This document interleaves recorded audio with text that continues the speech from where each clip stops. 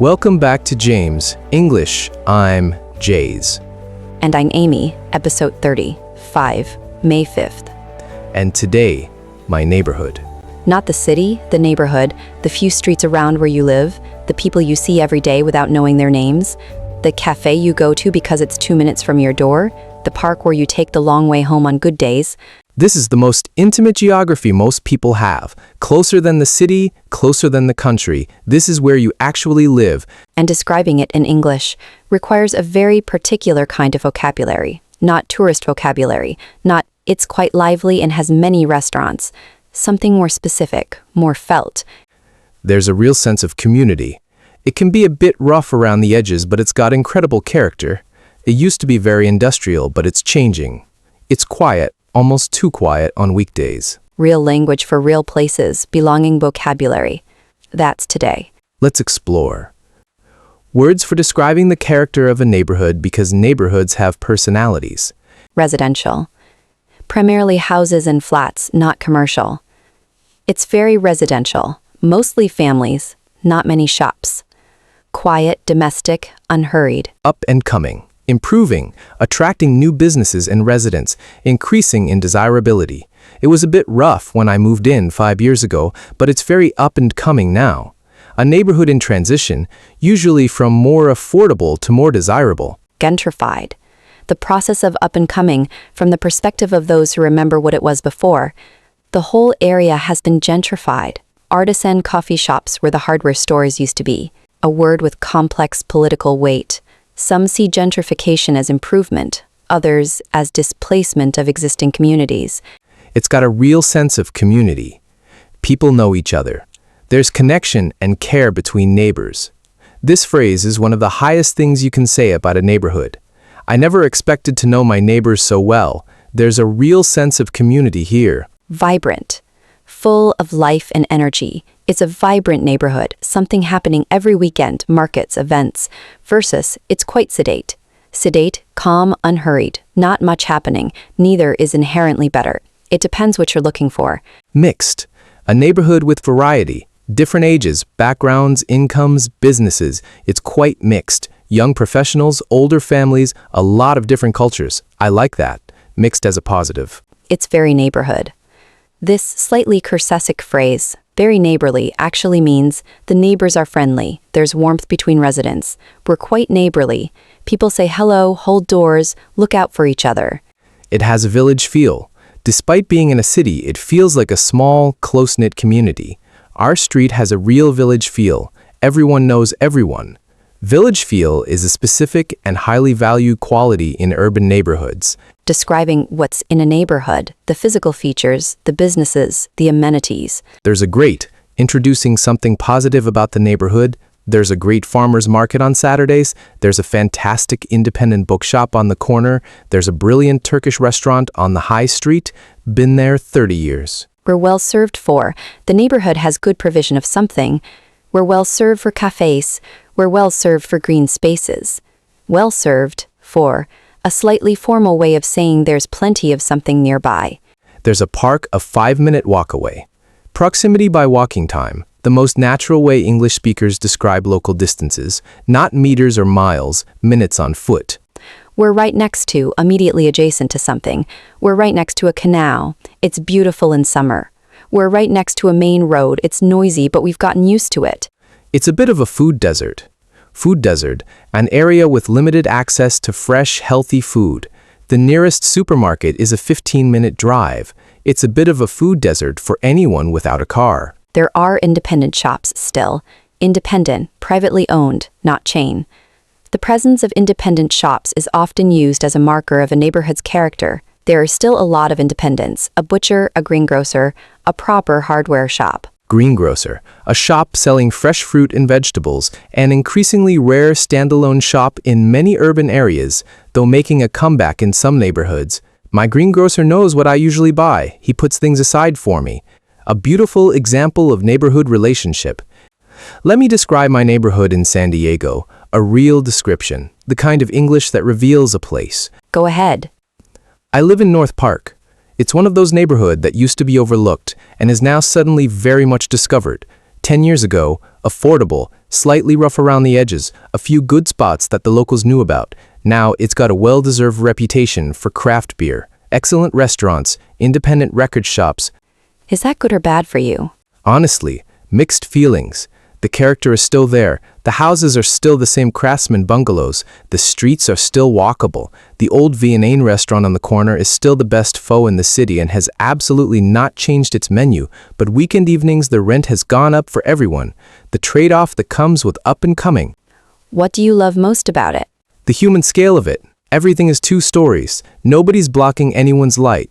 There are front yards and people sit on their porches. A neighbor I've never spoken to waves at me when I leave for a run. There's a tree on my street that blooms every February, and I look forward to it all year.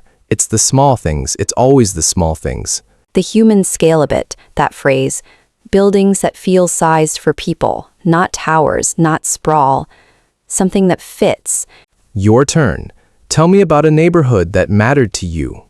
The French concession in Shanghai, which is where I've spent most of my adult life. It's a neighborhood built in the colonial period. So, the architecture is European, all plain trees lining the streets, old stone buildings, lane houses behind iron gates. But it's entirely Shanghai. The restaurants are Shanghai restaurants. The people sitting outside in the evenings.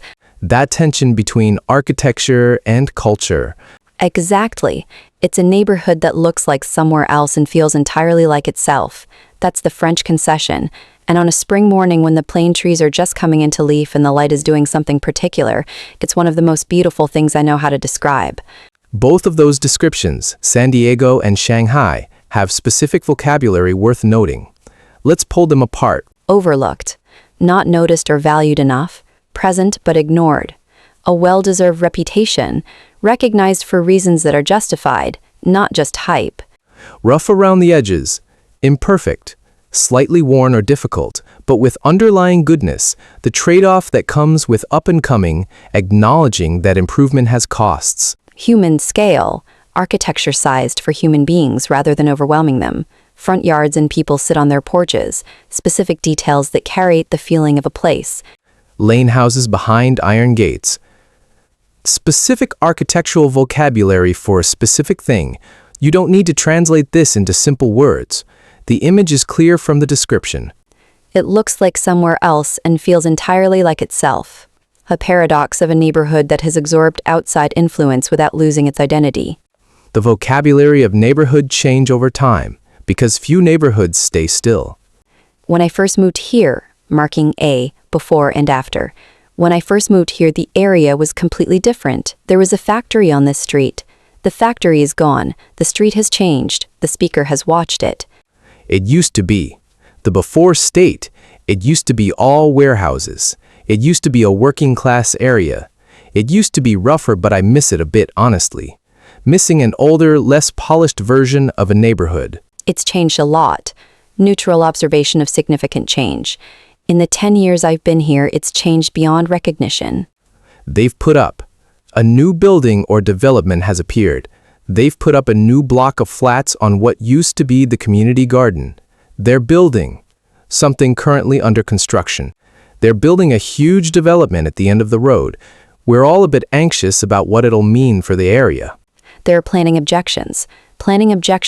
Formal complaints to the local authority about proposed development. When residents oppose a development, they submit planning objections. Half the street put in planning objections. It's losing its character. The distinctive qualities that made a neighborhood special are disappearing, said with sadness. All the independents are closing. It's losing its character. But it's improving in other ways. Balance. Acknowledging loss while seeing gain. The transport links are much better. The park has been completely refurbished, renovated, and improved. The playground was refurbished last year. It's brilliant now. Kids come from 3 streets away. The vocabulary of neighbors and community, because a neighborhood is also its people. My neighbors are introducing the people. My neighbors are lovely, an older couple who've been here 40 years. My neighbors are fine. We don't really interact. My neighbors are young professionals. We're all busy. We nod in passing. We've gotten to know each other, a relationship that developed over time. We've gotten to know each other through the street WhatsApp group. Street WhatsApp groups, genuinely common in UK neighborhoods. a group message thread for an entire street, said with amused exhaustion. Ha! Street WhatsApp groups, a uniquely modern neighborhood institution, equal parts useful and overwhelming. There's a neighbor who, introducing a character from neighborhood life. There's a neighbor who grows vegetables in his front garden and leaves them out for people to take. It's the most quietly generous thing. The man at the corner shop knows my name, a marker of belonging being known by a local business. The woman at the bakery gives me the last croissant even when they've officially closed. I've been coming in for 3 years. These small relationships, the greengrocer who puts things aside, the bakery that stays open for you, the neighbor who leaves vegetables, these are the texture of neighborhood belonging, small but real, accumulating over time. I know I belong here when the moment of realized belonging. I know I belong here when I can give someone directions without thinking. When the cafe owner asks how my week is and means it. When I notice something has changed, a shop has closed, a tree has been cut down, and it matters to me. I want to add something about talking about safety and feeling secure in a neighborhood, because this is something people genuinely discuss, and it has its own vocabulary. Yes. Is it a safe area? Is one of the most common questions someone moving to a new city or neighborhood will ask, and the honest answer is usually nuanced. It's very safe. The direct assurance, I've never had any issues in 3 years. It's quiet and well lit. Well lit, having good street lighting, often mentioned as a marker of safety perception. It can be a bit dodgy at night. Dodgy, British informal for suspicious, potentially unsafe, not quite right. That end of the street is a bit dodgy after 10 p.m. I wouldn't walk there alone. Honest and specific. It depends on the street. Safety is not uniform across a neighborhood. The main road is fine, the side streets are less so. Very realistic description of many urban neighborhoods. It's improving. Safety issues are getting better. The area is becoming more secure. It was rougher a few years ago. It's really improved. I feel safe there. Personal felt experience of safety. I feel completely safe walking home at any hour. Felt safety matters as much as statistical safety. It has a bit of a reputation, but it's not as bad as people say. The neighborhood's image is worse than its reality. Everyone warned me before I moved, but honestly, it's fine.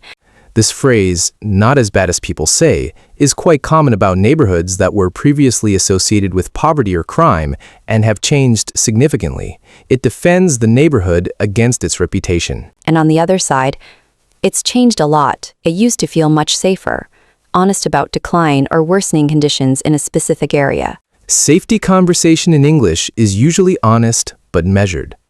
People describe their actual experience rather than making sweeping statements. I feel safe here is more common than it's perfectly safe. The personal qualifier matters. Phrases for expressing your relationship with where you live. I love where I live. Direct and warm. I feel very lucky to live here. Gratitude. I'm really settled here. Settled, established, comfortable, not planning to leave. It suits me perfectly.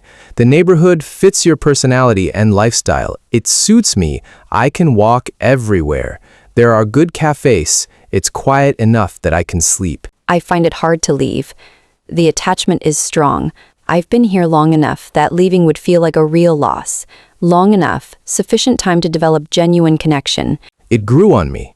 You didn't immediately love it, but over time you did. Honestly, I wasn't sure when I first moved here. It seemed a bit flat, but it grew on me.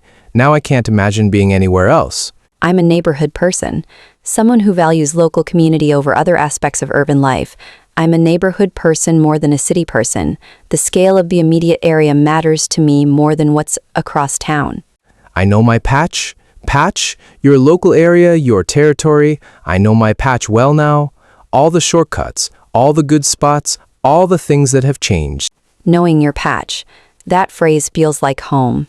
That's exactly what it is.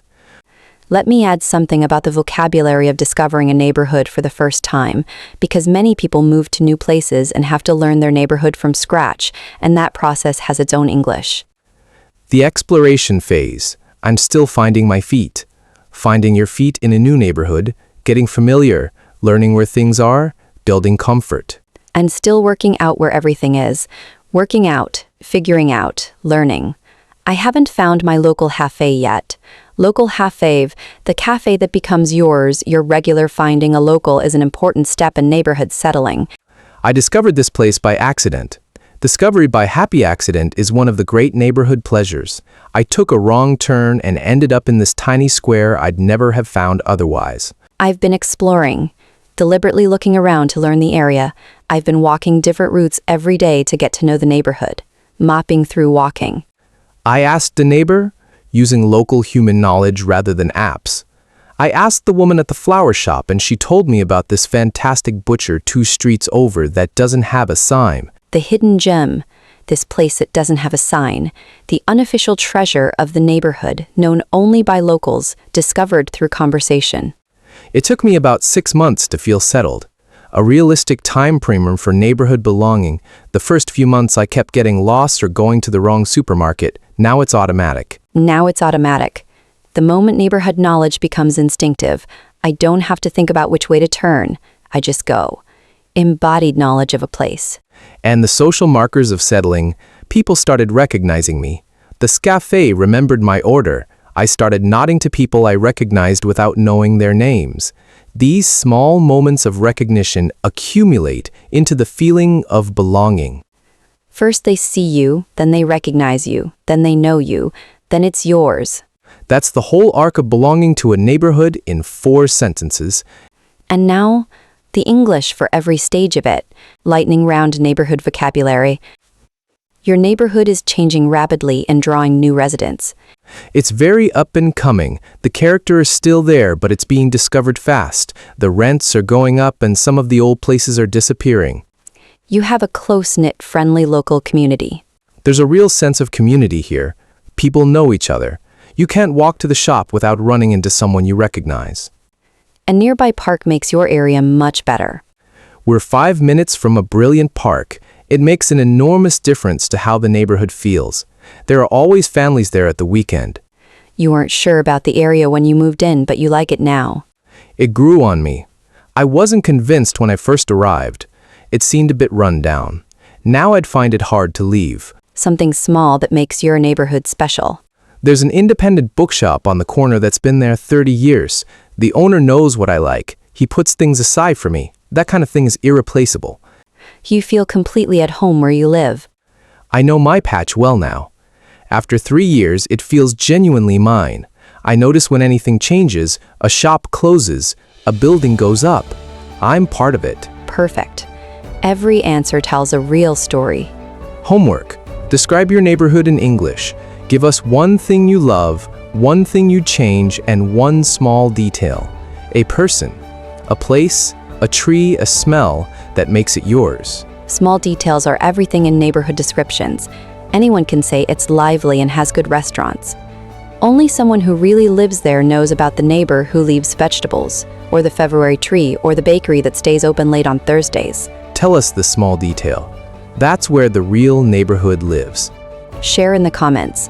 We want to visit your neighborhoods through your words. Tomorrow, episode 36, we go inside, home sweet home. Describing where you actually live, your flat, your house, your room, the English of domestic space. Let's learn, speak, and grow together. See you tomorrow. See you tomorrow.